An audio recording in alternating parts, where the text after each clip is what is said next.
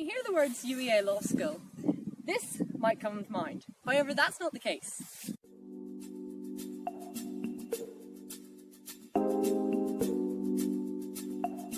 As you would walk by the sprawling green gardens of Earlham in the western part of the city of Norwich, in between of nowhere, you would come across this beautiful and big building which was built in 1642 by Robert Houghton.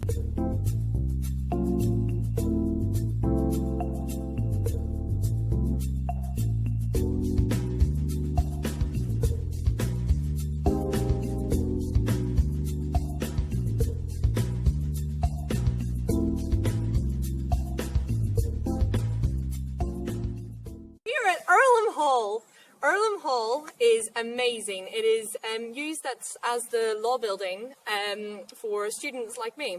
So I'm a law student and I study here. I have seminars here, I have lectures here. This building has a very interesting and very historical value. The building, which once housed the famous gurneys, was later used as a nurse accommodation during the World War II. The history of Earlham Hall as a building is actually really complicated because it dates to lots of different periods. The core of the building, at its heart, is a late 16th century building, so built in the late 1500s, but then it is enormously expanded in the 1640s, where most of what we can see of the present building dates from. Later on in the 18th and 19th centuries, other wings were added on, and it's not until the 20th century that the Dutch gables on the roofline are added on to make the building look more 17th century. So the interior of Earlham Hall is also got lots of evidence of the 17th century, like this wooden staircase with its beautiful 17th century banisters.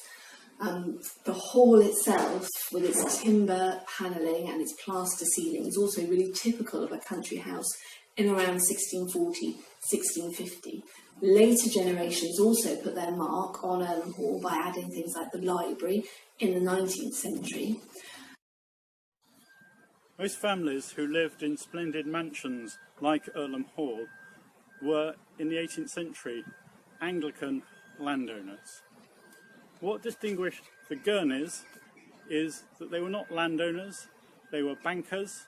The centre of their interest was in Norwich and not in the countryside.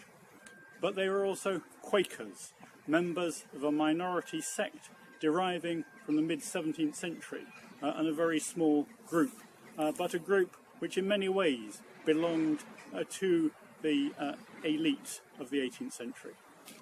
Their banking was based in the city of Norwich, whereas Earlham Hall was some way to the west. So a family which was primarily engaged in business could feel as if they were part of the landed elite. And their lifestyle to some extent reflected that of the country gentry rather than of urban middle-class families.